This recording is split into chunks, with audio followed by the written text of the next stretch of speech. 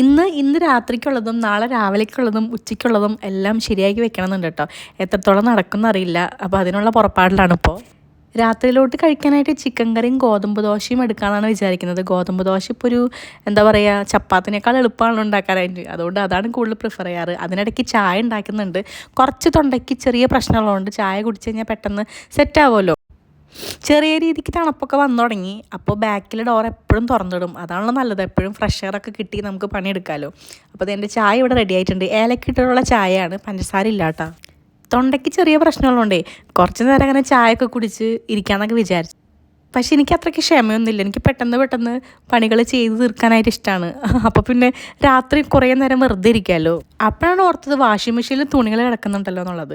ഇവിടെ പിന്നെ തുണി പുറത്തിട്ട് കഴിഞ്ഞാൽ പെട്ടെന്ന് ഉണങ്ങും കേട്ടോ. നമ്മളത് കറക്റ്റ് സമയത്ത് എടുത്ത് വെച്ചാൽ മതി, അല്ലെങ്കിൽ പൊടിയും പിടിക്കും. ഈ ബാക്ക് സൈഡൊക്കെ ഭയങ്കര മോശമായിട്ട് കിടക്കായിരുന്നു. വാതിൽ തുറക്കാൻ പോലും പറ്റില്ല നമുക്ക് ചൂടുള്ളപ്പോൾ. അതുകൊണ്ട് തുറക്കാറുമില്ല, ക്ലീൻ ചെയ്യാറില്ല. പക്ഷേ കുറച്ച് വീക്ക് മുന്നേ ഞാൻ കുറച്ചൊക്കെ ഒന്ന് ക്ലീൻ ചെയ്ത് വൃത്തിയാക്കിയിട്ടുണ്ടായിരുന്നു കേട്ടോ. എന്നാൽ പിന്നെ സമയം കളയേണ്ട, ബാക്കി പണിയിലോട്ട് കിടക്കട്ടെ. അപ്പോൾ ശരി, അടുത്ത വീഡിയോ ആയിട്ട് പിന്നെ കാണാം. ബൈ.